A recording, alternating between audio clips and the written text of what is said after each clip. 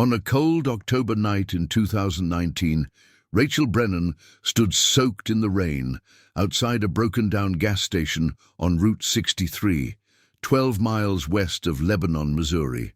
Her 7-year-old daughter Lily slept in the back seat of their rusted Honda, wrapped in a donated blanket. Rachel had just been evicted. 3 boxes of belongings sat in the trunk. She had $17 left to her name and no plan beyond driving until the gas ran out. That's when she saw him. A lone biker pulled over on the shoulder, kneeling beside his Harley in the downpour. His rear tire was shredded. No phone signal, no tools. The kind of situation that could leave a man stranded for hours in freezing rain. Most people would have driven past without a second glance. Rachel stopped. She didn't know his name. She didn't know he was Marcus "Preacher" Cole, a decorated Marine sniper who had spent 16 years riding with the Iron Covenant MC, a brotherhood founded on one sacred rule: honor your debts and never forget who showed you mercy when the world turned cold. She only knew that someone needed help, and she had a tire iron, duct tape, and hands that refused to quit. For 40 minutes, Rachel worked in the rain while Marcus held a flashlight. She patched the tire well enough to get him to the next town. When he offered her his last $60, she shook her head. "Just pass it on," she said quietly. "When you can." Marcus rode off into the storm. Rachel drove her daughter to a motel that smelled like mildew and cigarettes. She paid for one night. She had no idea that in less than 9 hours her entire life would change, because Marcus Cole never forgot a promise, and the Iron Covenant never rode alone. By sunrise, 400 bikers would line the streets outside her home, and the single mom who fixed a stranger's tire in the rain would become the reason an entire brotherhood went to war against a system that had tried to break her. If you're watching this, drop a comment right now telling us where you're from. Let's see how far this story travels. The rain came down like nails on sheet metal. Rachel Brennan's windshield wipers could barely keep up with the sheets of water hammering Highway 63. Her daughter Lily was asleep in the back seat, bundled in a frayed blanket Rachel had picked up from a church donation box 3 weeks earlier. The Honda's gaslight had been glowing amber for the last 6 miles. Rachel's hands ached as she gripped the wheel. She had been a nurse once. 5 years at Lebanon Medical Center, steady income, a small apartment with yellow curtains, and a landlord who didn't ask questions. Then her ex-husband Travis reappeared. He violated his restraining order, got arrested outside her workplace, and her supervisor decided Rachel was too much liability. She lost the job, then the apartment, then everything that wasn't packed into 3 cardboard boxes in the trunk. Now she was driving west with no destination, hoping the rain would stop and the $17 in her pocket would last long enough to figure out what came next. That's when she saw him. A lone figure crouched beside a black Harley-Davidson on the shoulder of the road, rain pouring over his leather vest. His back tire was shredded, torn rubber hanging like broken skin. He wasn't moving much, just kneeling there in the mud, staring at the wreckage like a man who'd run out of options. Rachel slowed. Her instincts told her to keep driving. Single mothers don't stop for strangers on dark highways. But something else, something older and stronger than fear, made her pull over. She rolled down the window. Rain poured in immediately. "You need help?" she called out. The man looked up. His face was carved from stone and exhaustion, mid-40s, salt and pepper beard, eyes that had seen too much and forgotten nothing. He wore a black leather vest with a patch that read Iron Covenant MC, Missouri chapter. Beneath it, another patch, Preacher. "Tire's gone," he said simply. His voice was rough but calm. "Phone's got no signal. I'm stuck." Rachel looked at Lily, sleeping in the back. She looked at the 3 boxes that held everything they owned. She looked at the man kneeling in the rain. Then she stepped out into the storm. "I've got a tire iron and duct tape," she said. "Let's see what we can do." Marcus Cole, known as Preacher to the men who rode beside him, stared at her for a long moment. He'd been riding for 16 years. He'd crossed 38 states, survived 2 tours in Afghanistan, and buried 3 brothers who took bullets meant for him. He'd seen kindness before, but not like this. Not from someone who looked like they had nothing left to give. For 40 minutes, Rachel worked. She pulled the ruined tire, patched the inner tube with duct tape and pressure, and used her jack to prop the bike steady. Marcus held his flashlight with one hand and shielded her from the rain with his jacket. They didn't speak much. The work said everything. When the tire held air, Rachel stood and wiped the rain from her face. "That'll get you to the next town," she said, "but you'll need a real replacement soon." Marcus reached into his vest and pulled out a damp $60 bill. "Take it," he said.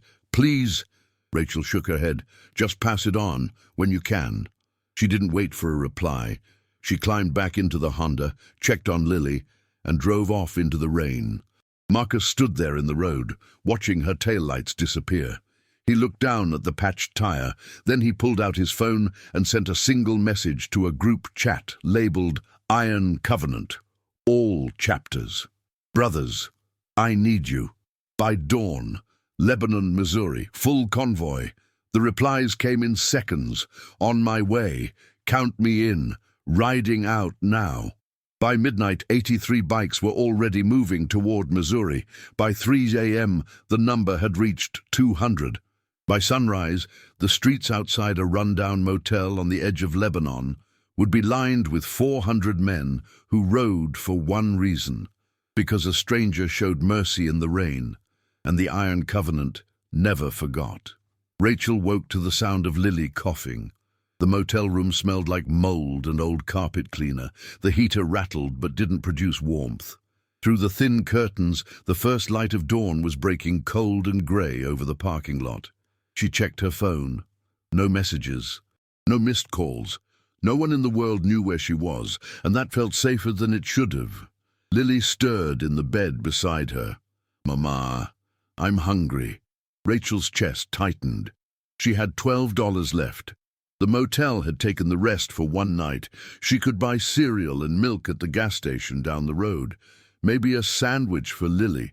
That would leave them with $5 and a quarter tank of gas.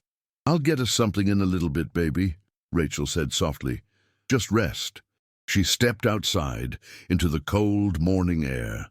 The parking lot was empty except for 2 rusted sedans and a pickup truck with a broken tailgate.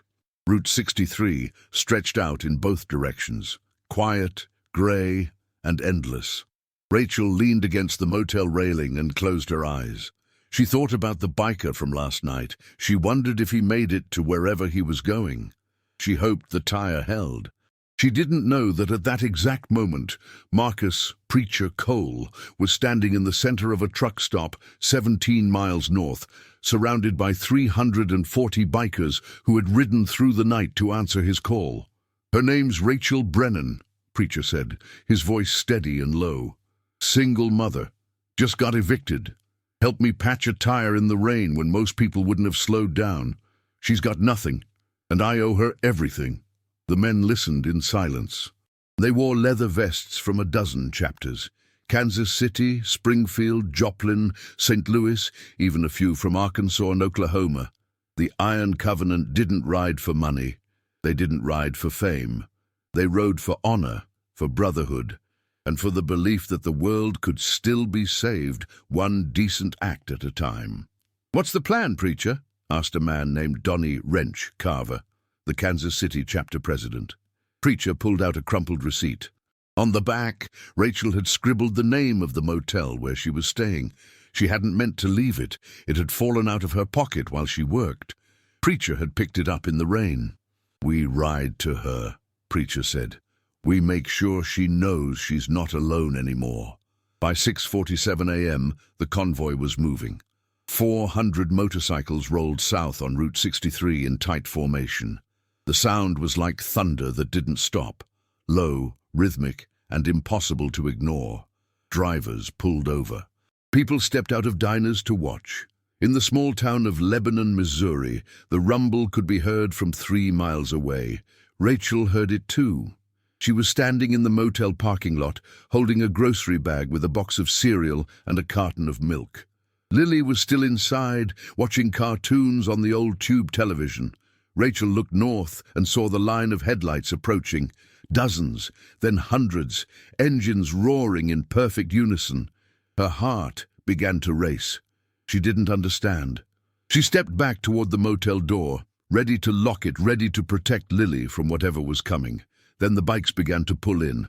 One by one, they filled the parking lot, then the street, then the field beside the motel, leather vests, American flags, bearded men with road-worn faces and eyes that had seen war and come home changed. They shut off their engines one at a time, and the silence that followed was louder than the thunder had been. Rachel stood frozen. Lily peeked out from behind the door. Then Marcus Preacher Cole stepped forward.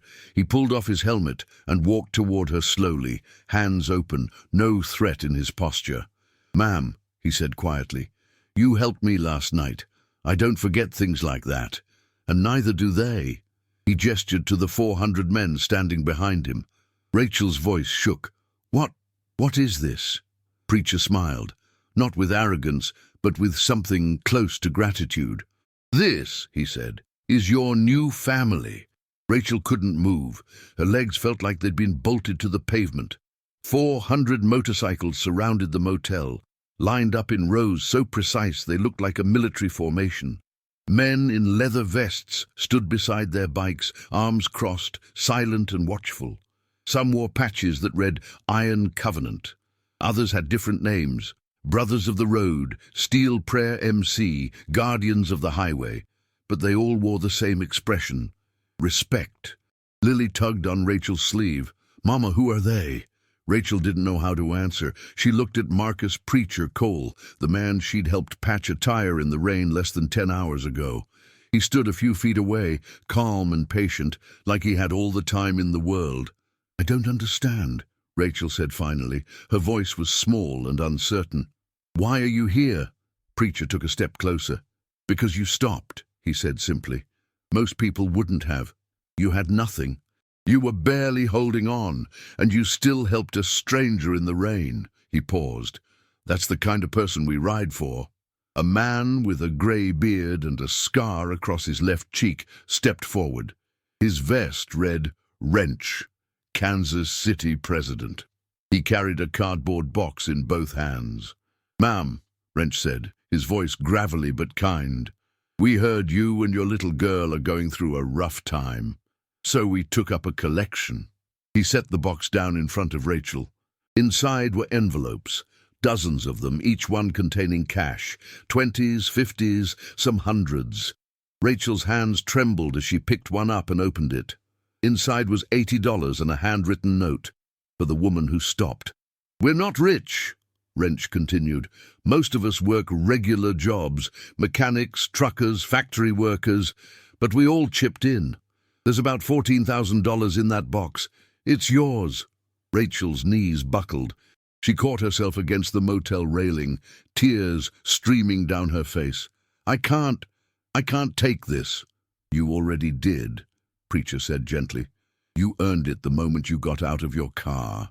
Another man stepped forward. He was younger, maybe early 30s, with a patch that read Nomad. No fixed chapter. He held a set of keys. "There's more," he said. "We found you an apartment. It's nothing fancy. 2 bedrooms, quiet neighborhood, safe street. First 6 months are paid. After that, we'll help you get back on your feet however we can." Rachel couldn't speak. She pressed her hands to her mouth, trying to hold back the sobs rising in her chest. Lily clung to her leg, wide-eyed and confused, but sensing that something important was happening. A third man approached, older, mid-50s, with a weathered face and kind eyes. His vest read, "Doc, St. Louis. Chapter. I'm a paramedic," he said. "I talked to a buddy of mine who works at Lebanon Medical Center. They're short-staffed. I told them about you. They want to interview you next week." Rachel looked at him through tears. You don't even know me." Doc smiled. "We know enough." For a long moment, no one spoke. The only sound was the wind rustling through the trees and the distant hum of traffic on Route 63. Then Lily looked up at her mother. "Mama, are these people our family now?" Rachel looked at the 400 men standing in the parking lot. Men who had ridden through the night because a stranger helped one of their own. Men who had given money they probably couldn't afford to give, simply because it was the right thing to do. She wiped her tears and nodded. "Yeah, baby," she whispered. "I think they are." Preacher extended his hand. Rachel took it. "Welcome to the Iron Covenant," he said. "From now on, you ride with us. If you've made it this far, drop a comment and tell us what time it is where you are right now. Let's see how many time zones this story crosses." By noon, the convoy had moved. Rachel and Lily followed Preacher's bike in their old Honda, driving through the quiet streets of Lebanon toward the east side of town. The apartment was on Crescent Street, a two-story brick building with faded blue shutters and a small courtyard filled with overgrown grass. It wasn't much, but it was clean, and it was theirs. Preacher handed Rachel the keys. "Second floor, Unit 7B. Landlord's name is Gene. He's a good man, rides with the St. Louis chapter. He knows your story." Rachel looked up at the building. Lily was already running toward the courtyard, laughing for the first time in weeks. Rachel felt something break open inside her chest. Not pain, but release. Like a weight she'd been carrying for years had finally been lifted. "I don't know how to thank you," she said quietly. Preacher shook his head. "You don't have to. You already did." Inside the apartment, Rachel found more surprises. The kitchen was stocked with groceries: milk, eggs, bread, pasta, canned vegetables, boxes of cereal. The refrigerator hummed softly, filled with fresh produce and deli meat. In the living room, there was a second-hand couch, a coffee table, and a small television. In Lily's bedroom, a twin bed with clean sheets and a stuffed bear sitting on the pillow. Rachel stood in the doorway, tears streaming down her face again. She didn't know who had done this. She didn't know their names. But she knew they were out there, men who had spent their Saturday morning carrying furniture and stocking shelves for a woman they'd never met. Lily ran into her mother's arms. "Mama, this is ours, really?" Rachel nodded, unable to speak. There was a knock at the door. Rachel opened it to find a woman standing in the hallway, mid-40s, short grey hair, leather vest over a faded T-shirt. Her patch read, "Sparrow, Chaplain." "I'm Kelly," the woman said, "but everyone calls me Sparrow. I ride with the Iron Covenant. I heard you might need someone to talk to." Rachel stepped aside. Sparrow came in and sat down at the kitchen table. She didn't ask questions. She didn't push. She just listened. For 2 hours, Rachel talked. She talked about Travis, about the restraining order he violated, about losing her job and her apartment. She talked about the nights she spent parked in Walmart parking lots, trying to keep Lily warm. She talked about the shame of asking for help and the fear of being turned away. Sparrow listened without judgment. When Rachel finished, Sparrow reached across the table and squeezed her hand. "You're not alone anymore," Sparrow said, "and you never will be again." Over the next 3 days, more bikers came and went. Some brought furniture, some brought tools. A man named Tony Hammer Briggs, a carpenter from Springfield, fixed the leaky faucet in the bathroom and replaced the broken light fixture in the kitchen. A woman named Diane Diesel Monroe, a truck driver from Kansas City, brought boxes of clothes for Lily, all in her size. On the 4th day, Rachel received a call from Lebanon Medical Center. They wanted to interview her for a position in the emergency department. She wore the only professional outfit she still owned, a wrinkled blouse and black slacks she'd kept folded in one of the cardboard boxes. She walked into the hospital with her head high and her hands steady. The interview lasted 30 minutes. They hired her on the spot. When she got home, Preacher was waiting in the courtyard. He handed her a small leather patch. It was simple, just 2 words stitched in white thread: Iron Covenant. "You don't have to wear it," Preacher said. "But you've earned it." Rachel held the patch in her hands. She thought about the night in the rain. She thought about the 400 men who had shown up at dawn. She thought about the apartment, the groceries, the job, the second chance. She looked at Preacher. What does it mean to be part of this? Preacher smiled. It means you never ride alone, and you never forget who was there when the world turned cold. Rachel nodded. She stitched the patch onto her jacket that night, and from that moment on, she was family. 3 weeks passed. Rachel settled into her new life. She worked the evening shift at Lebanon Medical Center, 4 p.m. to midnight, 5 days a week. Lily started 2nd grade at Oak Ridge Elementary. Sparrow picked her up after school and brought her back to the apartment. The Iron Covenant had become a safety net Rachel never knew existed, but not everyone was happy about it. On a Wednesday night in early November, Rachel was leaving the hospital after her shift. The parking lot was dark and nearly empty. Her Honda was parked near the far edge, beneath a broken streetlight. She walked quickly, keys in hand, eyes scanning the shadows. That's when she saw him. Travis Brennan leaned against her car. He was thinner than she remembered, gaunt and hollow-eyed, with the look of someone who'd burned through every bridge and kept walking. He wore a stained jacket and torn jeans. His hands were shoved deep into his pockets. Rachel stopped 20 feet away, her heart hammered in her chest. "Travis," she said, her voice low and controlled, "you're not supposed to be here." Travis smiled, cold and bitter. "Yeah, well, I heard you got yourself a nice little setup. New apartment, new job, bunch of biker trash playing hero." Rachel's grip tightened on her keys. "You need to leave. Now." Travis pushed off the car and took a step toward her. "You think you're safe now? You think those assholes are going to protect you forever?" He laughed, sharp and cruel. "They'll get bored. They'll move on. And when they do, I'll still be here." Rachel didn't move. She didn't run. She pulled out her phone and held it up. "I'm calling the police. You're violating your restraining order." Travis lunged. He didn't get 2 steps. A figure emerged from the shadows behind him, tall, silent, and impossibly fast. A hand clamped down on Travis's shoulder and spun him around. Travis stumbled backward, eyes wide with shock. Marcus "Preacher" Cole stood in front of him. He didn't raise his voice. He didn't need to. "Walk away," Preacher said quietly. "Right now." Travis tried to pull free, but Preacher's grip didn't budge. "Who the hell are you?" "Someone who keeps promises," Preacher said. "Rachel stopped to help me when I had nothing. That makes her family, and no one touches family." Travis looked past Preacher and saw them, 5 more bikers standing in the parking lot. They hadn't made a sound. They were just there, leather vests and hard eyes watching. Travis's bravado crumbled. He yanked his arm free and backed away. "This isn't over," he spat. "Yeah," Preacher said. "It is." Travis turned and ran. He disappeared into the darkness beyond the parking lot. Preacher watched him go, then turned to Rachel. "You okay?" Rachel nodded, shaking. "How did you know?"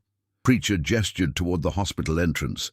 A man in a security uniform stood by the door. He wore an Iron Covenant patch beneath his jacket. "We've been keeping an eye out," Preacher said. "Just in case." Rachel felt tears welling up again.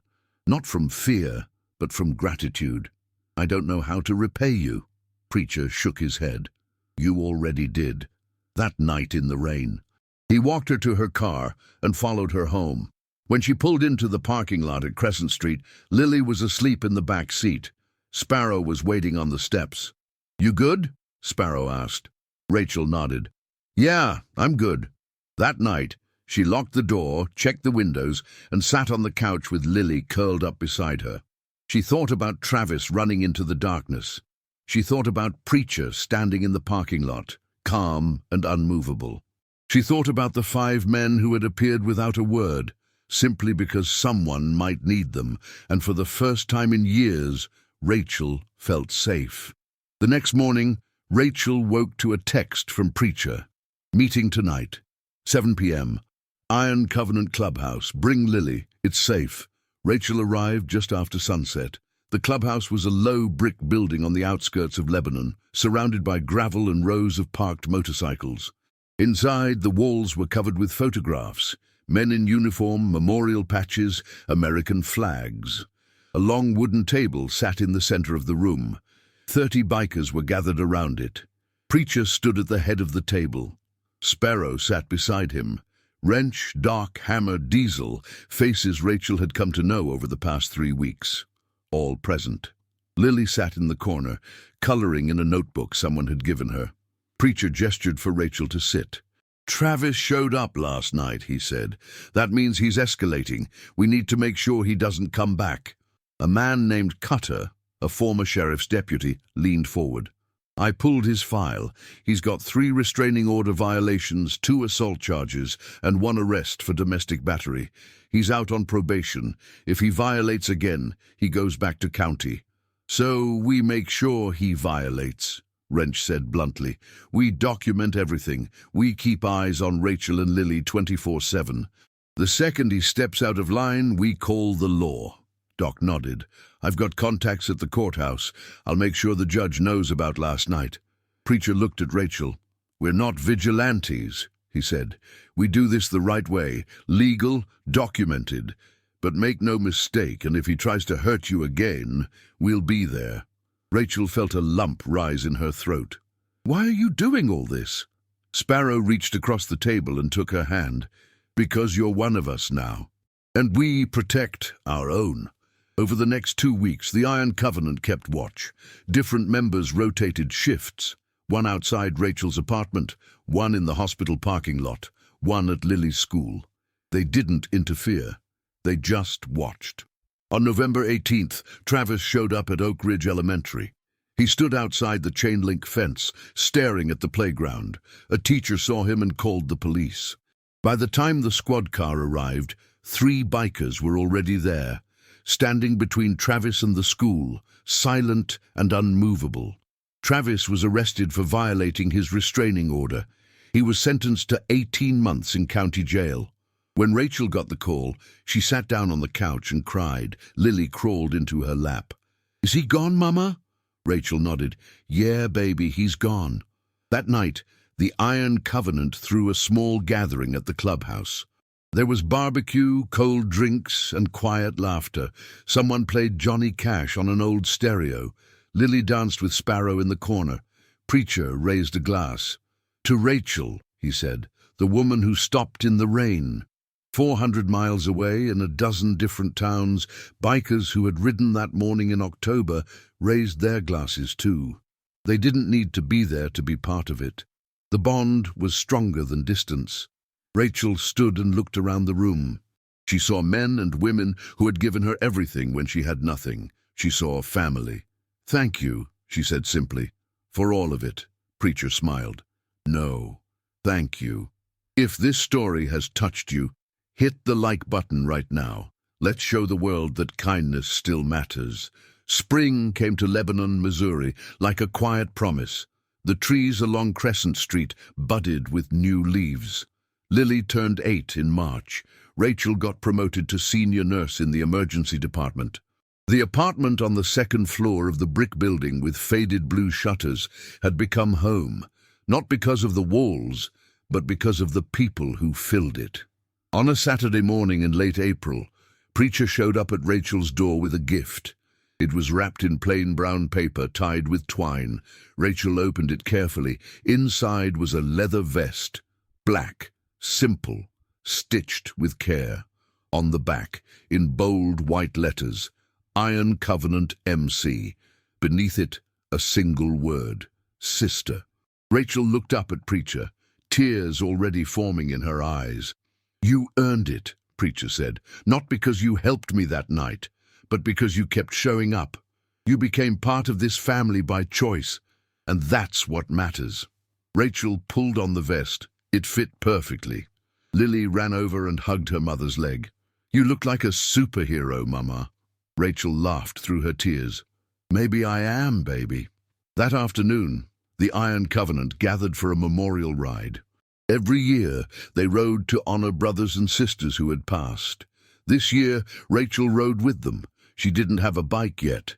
Hammer was helping her restore a 1987 Harley Sportster in his garage. But she rode on the back of Sparrow's bike, Lily strapped safely into a sidecar that Doc had custom-built. The convoy moved through Lebanon like a river of steel and thunder. People lined the streets. Some waved, some saluted. Children pointed and stared. Rachel felt the wind in her hair and the rumble of the engine beneath her. She looked back at Lily, who was grinning from ear to ear. For the first time in her life, Rachel understood what it meant to belong. They stopped at a small cemetery outside of town. Rows of white crosses marked the graves of veterans. The bikers dismounted and stood in silence. Preacher read the names of those who had fallen. Each name was followed by the same response: "Ride eternal, brother." When the ceremony ended, the group gathered beneath the shade of an old oak tree. Someone brought out sandwiches and cold drinks. Laughter replaced solemnity. Stories were told. Memories were shared. Rachel sat on the grass beside Sparrow, watching Lily play with the children of other bikers. "Do you ever regret it?" Sparrow asked quietly. "Stopping that night?" Rachel shook her head. "Not for a second." Sparrow smiled. "Good, because you changed a lot of lives that night, not just yours." Rachel looked out at the crowd of bikers. Men and women who had ridden through the night for a stranger, who had given money they couldn't afford, who had protected her and Lily when no one else would. "They changed mine too," Rachel said. As the sun began to set, the convoy mounted up for the ride home. Rachel climbed onto the back of Sparrow's bike. Lily waved at her from the sidecar. The engines roared to life, and the line of motorcycles rolled out of the cemetery in perfect formation. Rachel looked back one last time at the white crosses standing in the golden light. She thought about the promises people make and the ones they keep. She thought about the night in the rain when she stopped to help a stranger, and how that single act had rippled outward, touching hundreds of lives.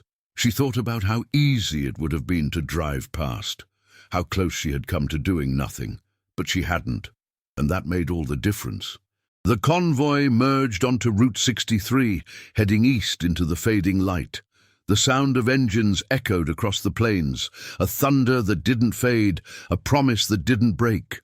Rachel closed her eyes and felt the wind on her face. She was no longer alone. She never would be again, because she had stopped in the rain, and 400 brothers had answered the call. Thank you for watching this story. If it moved you, if it made you believe in the power of small acts of kindness, then hit that subscribe button and join this community. We ride together, always.